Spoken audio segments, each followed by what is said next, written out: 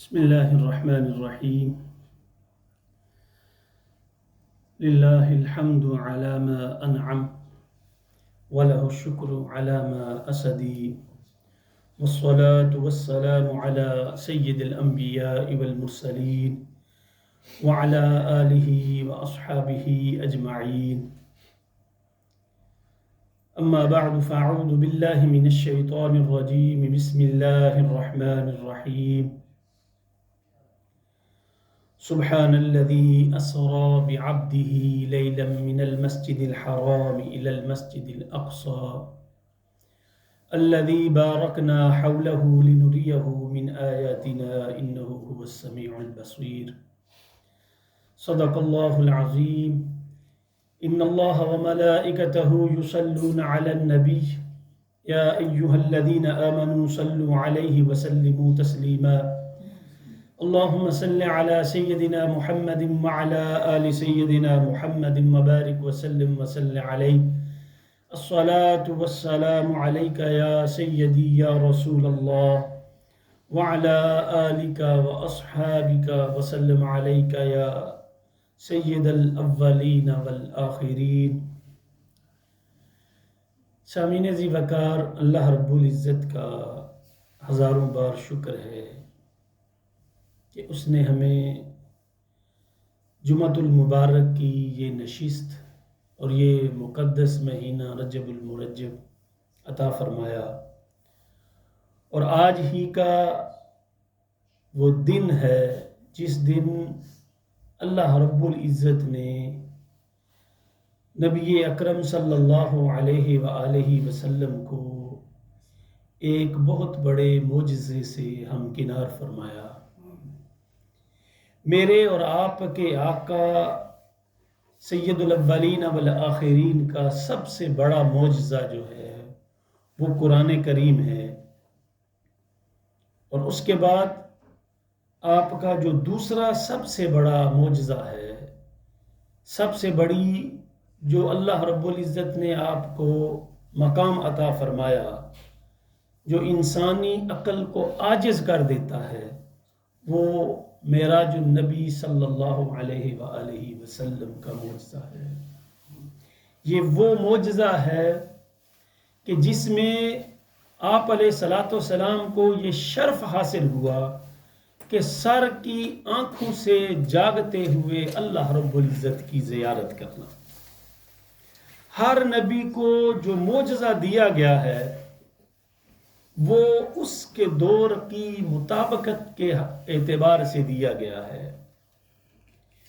اس دور میں، اس علاقے میں، اس قوم میں جس چیز کا سب سے زیادہ عروج ہوتا ہے، اللہ رب العزت اس عروج کو رد کرنے کے لیے، اس عروج کو توڑنے کے لیے اپنے نبی کو معجزہ عطا فرماتا ہے. یہ نبی کی شان ہوتی ہے کہ جس نبی کو جس علاقے میں، جس قوم میں، جس ایریے میں بھیجا جاتا ہے، اس علاقے میں، اس قوم میں، اس دور میں جو سب سے عروج والی چیز ہوتی ہے، اللہ رب العزت اس عروج کو اپنے نبی کے ذریعے توڑ دیتا ہے، اور یہ ثابت کرتا ہے کہ سب سے بڑی طاقت کوئی چیز ہے، سب سے بڑی قوت جو ہے وہ اللہ رب العزت کی ذات ہے. حضرت موسیٰ علیہ السلام کے دور کو سمجھیے، اور اس دور کو اگر آپ پڑھیں تو یہ وہ دور تھا جس میں جادو بڑے عروج پہ تھا، جادوگری بڑے عروج پہ تھی.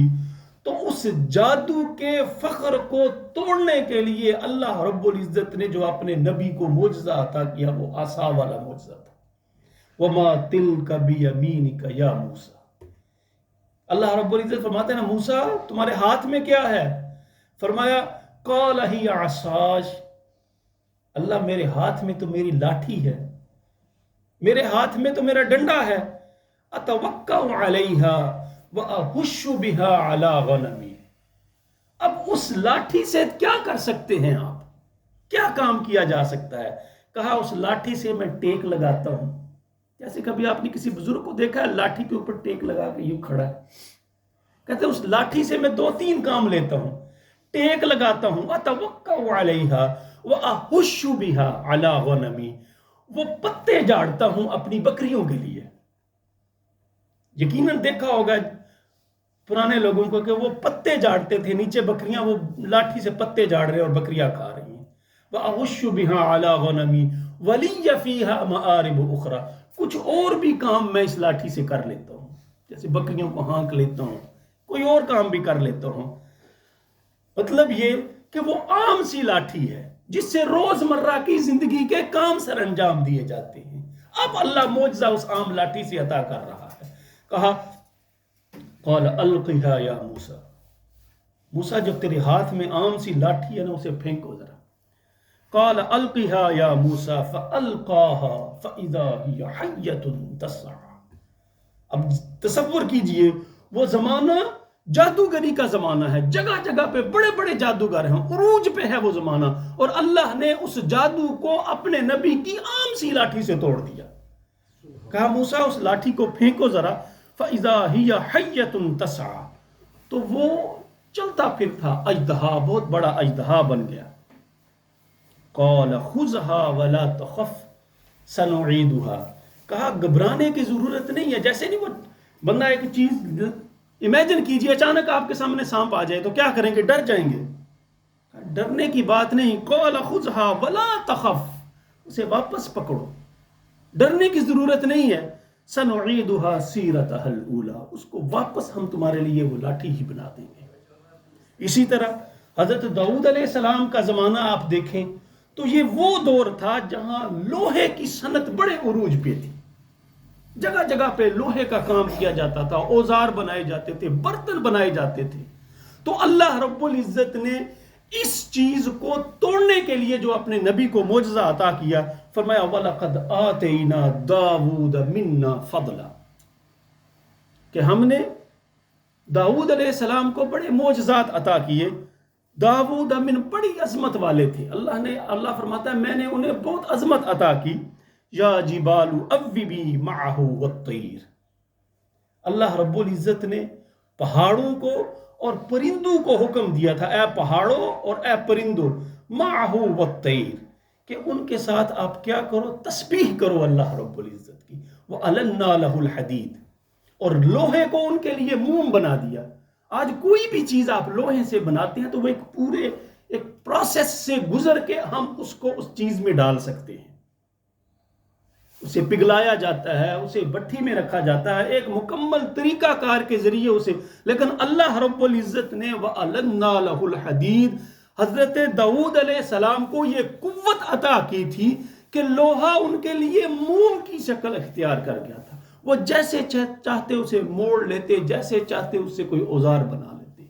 تو لوہے کی جو صنعت تھی داؤد علیہ السلام کے وقت وہ عروج پہ تھی، تو اللہ نے اپنے نبی کے ذریعے اس عروج کو توڑ کے آپ کو یہ معجزہ عطا کیا، وَأَلَنَّا لَهُ الْحَدِيدِ۔ اور اسی طرح مختلف انبیاء کے ادوار کا ذکر کریں تو حضرت عیسیٰ علیہ السلام کا وہ زمانہ تھا کہ جس وقت طب بڑے عروج پہ تھی۔ حضرت عیسیٰ علیہ السلام کے دور میں طب یونانی کا بڑا عروج تھا، ہر مرض کا علاج تھا، بڑے بڑے ڈاکٹر اور بڑے بڑے اطباء دریافت کیے جا رہے تھے، ماہر اطباء تھے، ہر چیز کا وہ علاج دریافت، ہر چیز کے علاج کی طرف وہ زور تھا، لیکن 3 ایسی چیزیں تھیں جن کا ان کے پاس علاج نہیں تھا۔ ایک اندھا جو بائی برتھ بلائنڈ ہے، اس کا کوئی علاج نہیں تھا، اور دوسرا کوڑی، اس کا کوئی علاج نہیں تھا، اور موت کا کوئی علاج نہیں تھا۔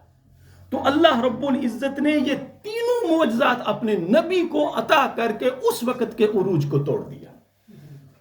وَرَسُولًا إِلَى بَنِي إِسْرَائِيلَ أَنِّي قَدْ جِئْتُكُمْ بِآيَةٍ مِّن رَبِّكُمْ، اللہ رب العزت نے بنی اسرائیل کی طرف حضرت عیسیٰ علیہ السلام کو رسول بنا کے بھیجا۔ انی قد جئتکم بآیۃ من ربکم، انہوں نے کہا میں تمہارے پاس اللہ کی طرف سے معجزات لے کے آیا ہوں۔ انی اخلق لکم من الطین کہیئۃ الطیر، دیکھو میں مٹی لیتا ہوں، اس کی سی ایک پرندے کی سی شکل مورت بناتا ہوں۔ انی اخلق لکم من الطین کہیئۃ الطیر، پرندے کی سی شکل بناتا ہوں۔ فانفخ فیہ، پھر میں اسے پھونک مارتا ہوں، فَيَكُونُ طَيْرًا، اللہ کے حکم سے وہ پرندہ، وہ مٹی جس سے میں ایک کھلونا بناتا ہوں، وہ حقیقت میں پرندہ بن جاتا ہے۔ انی اخلق لکم من الطین، اور پھر فرمایا وَأَبْرِئُ الْأَكْمَحَ وَالْأَبْرَصَ، یہ 3 علاج ان کے پاس نہیں تھے۔ جو طب تھی وہ بڑے عروج بھی تھی، لیکن 3 چیزوں کا وہ علاج نہیں کر سکتے تھے۔ فرمایا یہ تو ایک معجزہ ہوا، اب میرے اللہ نے مجھے جو دوسرا معجزہ عطا کیا ہے وہ یہ ہے کہ میں وَأَبْرِئُ الْأَكْمَحَ، میں تندرست کر دیتا ہوں مادرزاد اندھے کو، بائی برتھ بلائنڈ میرے پاس لاؤ، میں اسے آنکھیں بصارت عطا کر دیتا ہوں۔ وَأَبْرِئُ الْأَكْمَحَ وَالْأَبْرَصَ، اور کوڑی کو، کوڑ کا مرض سمجھانے کے لیے آج کے دور میں جسے آپ سیپسس کہہ لیں، اس مرض کو لے آؤ، 1 سیکنڈ میں اسے ٹھیک کر دیتا ہوں۔ وَأُحْيِي الْمَوْتَى بِإِذْنِ اللَّهِ، اور اللہ کے حکم سے میں مردوں کو بھی زندہ کرتا ہوں۔ بات سمجھانے کا مطلب یہ ہے کہ اللہ نے اپنے انبیاء کو جو معجزات عطا کیے، اس وقت جس چیز کا سب سے زیادہ عروج تھا، اللہ نے اپنے نبی کے ذریعے اس عروج کو توڑ کے غرور لوگوں کا خاک میں ملا دیا۔ اور پھر جب میرے آقا و مولا تشریف لائے سید الانبیاء صلی اللہ علیہ وآلہ وسلم، یہ وہ زمانہ تھا جو زبان و بیان کا دور تھا، شاعر تھے، گر گر شاعر اور ادیب تھے، فلسفی تھے، بڑے بڑے زبان آور لوگ پائے جاتے تھے، اور حتیٰ کہ خواتین کو بھی سینکڑوں اشعار زبانی یاد تھے۔ اور پھر اس زمانے میں سخن فہمی کا بڑا عروج تھا، شاعری کا، کلام کا، انشاء کا۔ تو اللہ رب العزت نے اپنے نبی کو جو سب سے بڑا معجزہ اس وقت عطا کیا وہ قرآن کریم کا معجزہ عطا کیا۔ فرمایا وَإِن كُنتُمْ فِي، کیسا چیلنج دیا قرآن کریم نے، وَإِن كُنتُمْ فِي رَيْبٍ مِّمَّا نَزَّلْنَا عَلَىٰ عَبْدِنَا فَأْتُوا بِسُورَةٍ مِّن مِّثْلِهِ، اللہ اکبر، کہا جو میں نے اپنے نبی پہ کلام نازل کیا ہے، اگر تمہیں اس پہ شک ہے، فَأْتُوا بِسُورَةٍ، جیسی ایک صورت تو لے کے آؤ، فَأْتُوا بِسُورَةٍ مِّن مِّثْلِهِ وَادْعُوا شُهَدَاءَكُمْ، جن پہ تم تکیہ کیے ہوئے ہو، جن بڑے بڑے شعراء، ادباء اور جن خداؤں کی تم پوجا کرتے ہو، انہیں بھی اس میں شامل کر لو۔ وَادْعُوا شُهَدَاءَكُمْ، اللہ کے علاوہ جسے چاہتے ہو شامل کر لو، اس کلام جیسا ایک کلام، ایک صورت تو لے کے آ جاؤ۔ اور پھر اللہ نے جو آگے کہا نا، فَإِن لَّمْ تَفْعَلُوا وَلَن تَفْعَلُوا، ایسے نہیں ہم دنیا میں کسی کو تم ایسا نہیں کر سکو، مجھے پتا ہے تم ایسا کر ہی نہیں سکتے، یقین بین ہی یہی بات اللہ کہتا ہے، وَإِن لَّمْ تَفْعَلُوا، تم ایسا نہیں کر سکتے، اس جیسی صورت نہیں لا سکتے، وَلَن تَفْعَلُوا، لا ہی نہیں تم سکتے اس جیسی صورت۔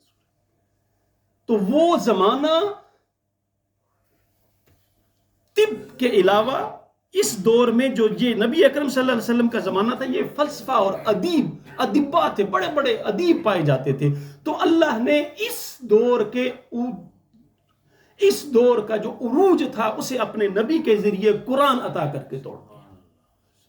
اور پھر فرمایا اگر تم نہیں عمل کرو گے فَاتَّقُوا النَّارَ الَّتِي أُعِدَّتْ لِلْكَافِرِينَ، اور پھر وہ میں نے آگے بھی ایک دفعہ غالباً یہ روایت بیان کی ہے کہ وہ مقابلہ ہوا نا شعراء کا، خانہ کعبے میں جا کے انہوں نے اپنی اپنی شاعری، اپنی اپنی دستاویزات لٹکا دی کہ کس کا کلام سب سے اعلیٰ ہے، اور کسی نے سورہ کوثر اِنَّا أَعْطَيْنَاكَ الْكَوْثَرَ فَصَلِّ لِرَبِّكَ وَانْحَرْ إِنَّ شَانِئَكَ هُوَ الْأَبْتَرُ، یہ لکھ کے یہ بھی وہاں پہ لٹکا دی۔ وہ جو ایگزامینر تھا وہ سارے کلام کو دیکھتا دیکھتا دیکھتا جب اس صورت پہ آیا تو اس کے منہ سے بلا ساختہ نکل گیا، ما ھذا کلام البشر، یہ کسی انسان کا کلام نہیں ہو سکتا، یہ ما وراء الورا ہے۔ اور سید الانبیاء صلی اللہ علیہ وآلہ وسلم، اللہ رب العزت نے آپ کو کم و بیش جیسے سیرت کی کتابوں میں آتا ہے 1200 معجزات، اس سے زیادہ معجزات آپ علیہ السلام کو عطا کیے۔ کیوں؟ سید الانبیاء صلی اللہ علیہ وآلہ وسلم کا جو زمانہ ہے وہ قیامت تک کا زمانہ ہے، مگر آپ کے زمانے میں 2 جو ادوار ہیں وہ بڑے اہم ہیں۔ ایک آپ کی کا ابتدائی زمانہ جب آپ تشریف لائے وہ بڑا کریٹیکل ہے، اور دوسرا قرب قیامت کا زمانہ جب آپ تشریف لائے وہ بڑا ایک ادیبانہ عروج تھا۔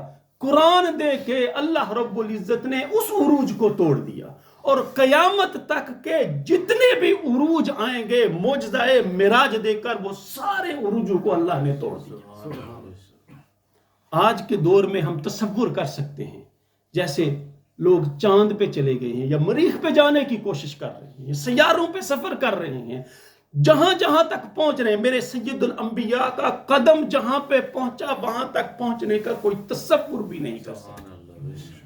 اللہ رب العزت نے اپنے نبی کو وہ معجزات عطا کیے، اور بشریت کی ارتقاء یہ ہے کہ تمام بشر سید الانبیاء کے پیچھے ہیں، اور پھر اور حضور کی ارتقاء یہ ہے، سید الانبیاء کی ارتقاء یہ ہے کہ تمام فرشتے سید الانبیاء کے پیچھے ہیں۔ یہ اللہ رب العزت نے اپنے نبی کو عروج عطا کیا، اور حاملین عرش بھی پیچھے رہ گئے، فرشتوں کا امام بیت المعمور پر وہ بھی پیچھے رہ گیا، اور کہا لو دنوت خطوۃ لاحترقت، اگر ایک قدم بھی آگے بڑھا تو میں جل کے راکھ ہو جاؤں۔ یہ اللہ رب العزت نے اپنے نبی کو عروج عطا کیا، اور پھر جب سید الانبیاء علیہ السلام کو معجزہ معراج عطا کیا، ام ہانی کے گھر آپ آرام فرما ہیں۔ کیا کر رہے ہیں؟ سید الانبیاء آرام فرما رہے ہیں، تو اللہ رب العزت نے جبرائیل کو بھیجا کہ جاؤ جبرائیل۔ اب جبرائیل کہتے ہیں یا اللہ، سید الانبیاء تو آرام فرما رہے ہیں۔ کہا چھت سے سوراخ کے ذریعے اندر جاؤ، اور پھر کیا کہو؟ یا جبریل قبل قدمی، میرے نبی کے قدموں کو بوسے دیتے رہو۔ یہ قبل باب تفعیل کا صیغہ ہے، اور اس باب میں یہ چیز پائی جاتی ہے کہ کسی کام کو اس وقت تک کرتے رہو جب تک کہ آپ کو اس کا مقصد نہ مل جائے۔ کو یا جبریل قبل قد، اس وقت تک سید الانبیاء کے قدموں کو بوسے دیتے رہو جب تک کہ ان کی آنکھ نہ کھل جائے۔ وہ بوسے دیتے رہے، اور پھر آقا علیہ السلام نے فرمایا تنام عینایا ولا ینام قلبی، آپ کی آنکھیں سوتی ہیں، دل تو سوتا ہی نہیں ہے۔ اور جب جبریل نے بوسے دیے اور سید الانبیاء کی آنکھ کھلی، جبریل کیسے آنا ہوا؟ بڑا خوبصورت جواب، جبریل کیسے آنا ہوا؟ کہا ان اللہ اشتاق الی لقائک یا رسول اللہ، یا رسول اللہ آج اللہ رب العزت آپ سے ملاقات فرمانا چاہتا ہے، آج اللہ رب العزت آپ کے دیدار کا مشتاق ہے، آئے سدرۃ المنتہا کی طرف چلتے ہیں۔ دعا ہے اللہ رب العزت سید الانبیاء صلی اللہ علیہ وآلہ وسلم کو کہ معجزات کو سمجھنے اور آپ کی تعلیمات پہ ہم سب کو عمل کی توفیق عطا فرمائے۔ دوستو، اللہ کا بڑا کرم ہے کہ اس نے ہمیں اس نبی کا امتی بنایا۔ کیا شانیں ہیں جن کی! اللہ رب العزت نے بعد از خدا بزرگ تو ہی قصہ مختصر۔ اللہ کے بعد اگر کوئی ذات سب سے زیادہ تعریف اور ادب کی لائق ہے تو وہ سید الانبیاء کی ذات ہے۔ وآخر دعوانا ان الحمد للہ رب العالمین۔ سنتے ادا فرمائیں۔